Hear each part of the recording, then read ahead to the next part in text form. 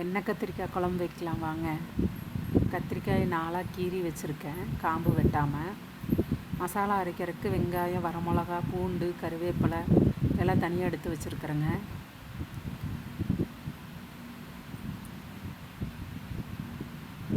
வானொலி அடுப்பில் வச்சு காஞ்ச உடனேயும் 4 சின்ன குழிக்கரண்டியில் 4 கரண்டி எண்ணெய் ஊற்றணுங்க. எண்ணெய் தான் இந்த குழம்புக்கு நல்லா டேஸ்ட்டு கொடுக்கும், அதனால் கொஞ்சம் தாராளமாக ஊற்றலாம். அந்த கத்திரிக்காய் இந்த எண்ணெயிலேயே நல்லா வணங்கணுங்க. எண்ணெய் காஞ்சோன்னையும் கடுகு, வெந்தயம், கருவேப்பிலை போட்டுக்கலாங்க.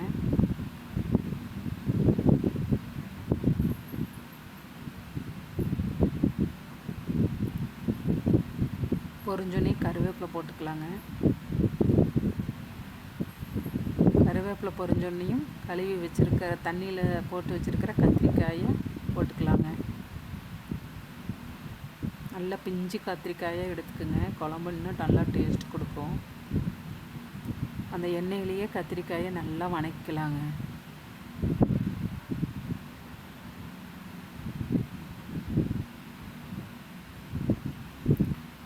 அடுப்பில் ஸ்லிம்மில் வச்சுட்டு செய்யுங்க.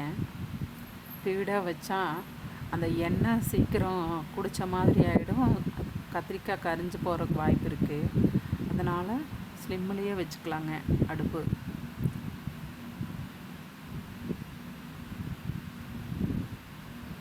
பக்கத்தில் வானலியில் 1 கரண்டி எண்ணெய் ஊற்றி வெந்தயம் மட்டும் போட்டு அரைக்கிறதுக்கு தேவையான மசாலா போட்டுக்கலாங்க.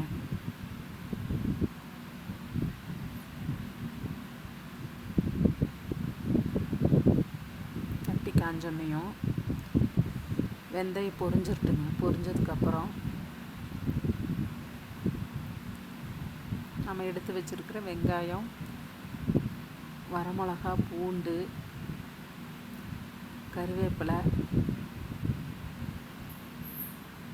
எல்லாம் போட்டுக்கலாங்க.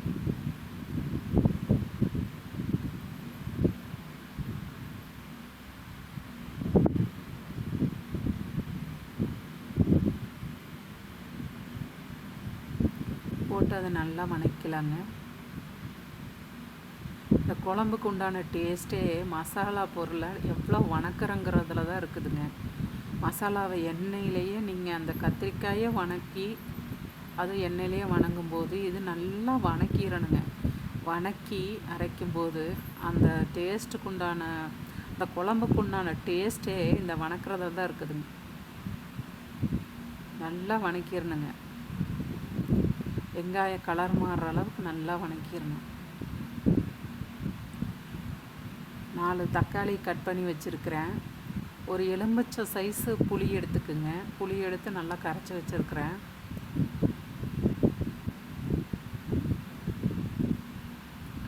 இதுக்கு தேவையான மிளகாத்தூள், மல்லித்தூள், குழம்பு மிளகாய்த்தூளும் எடுத்து வச்சுருக்கிறேங்க. எல்லாத்துலேயும் ஒவ்வொரு ஸ்பூன் எடுத்துக்கலாம். இந்த தக்காளி வணங்குறதுக்கு கொஞ்சம் ஒரு 4 தக்காளி கட் பண்ணி போட்டிருக்கிறேங்க. கொஞ்சம் உப்பு போட்டிங்கன்னா சீக்கிரம் வணங்கிடும்.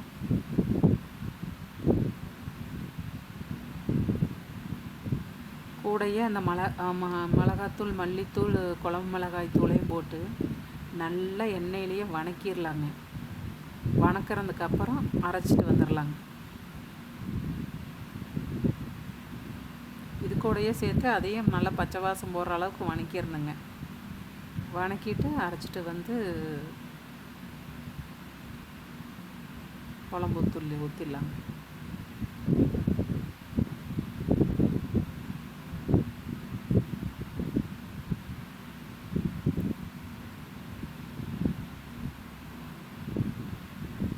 நல்லா வணங்கிருச்சுங்க. பொடியும் சேர்த்து நல்லா வணக்கி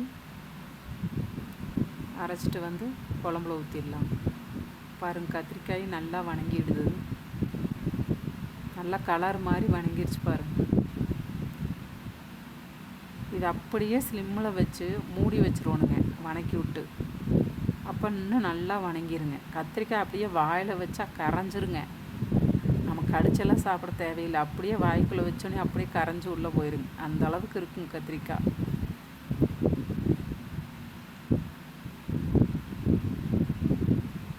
அரைச்சிட்டு வந்துடலாங்க. மிளகாத்தூள் மல்லித்தூள் எல்லாம் போட்டு எல்லாம் வணக்கி விட்டு அரைச்சிட்டேங்க. இப்போ மசாலாவை கத்திரிக்காய்க்குள்ளே கொட்டிடலாங்க. அந்த மசாலாவை அந்த கத்திரிக்காயிலேயே போட்டு இன்னும் நல்லா கொஞ்சம் வணக்கி விடலாம்.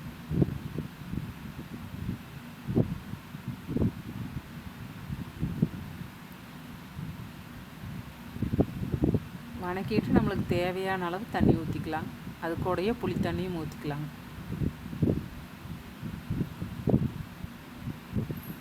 இந்த ஸ்டேஜில் குழம்புக்கு தேவையான உப்பு போட்டுக்கலாம்.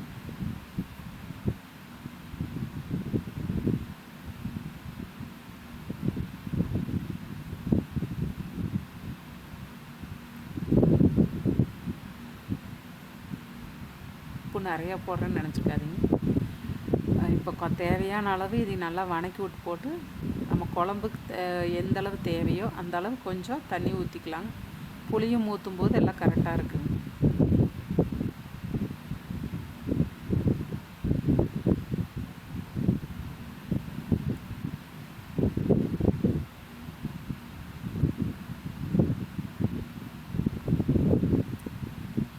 நல்லா அந்த மசாலா எண்ணெயிலே கொஞ்சம் வணங்கிட்டுங்க.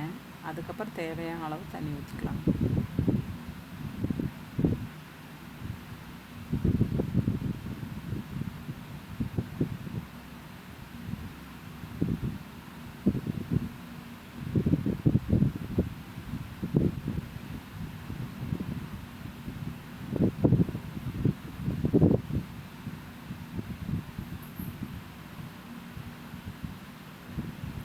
அப்படியே மனம் வீடே தூக்குதுங்க.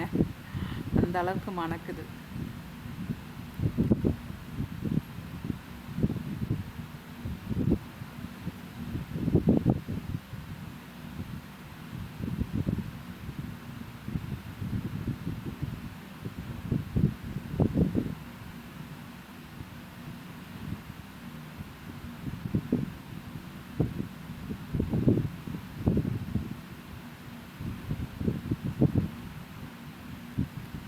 புளியை கரைச்சி வச்சுக்கிறேன். அதை ஊற்றிக்கலாம்.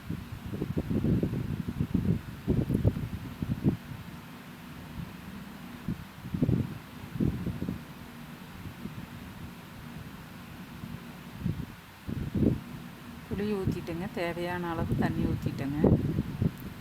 இந்த குழம்பு பதத்தில் இப்படி இருந்தால் போதுங்க.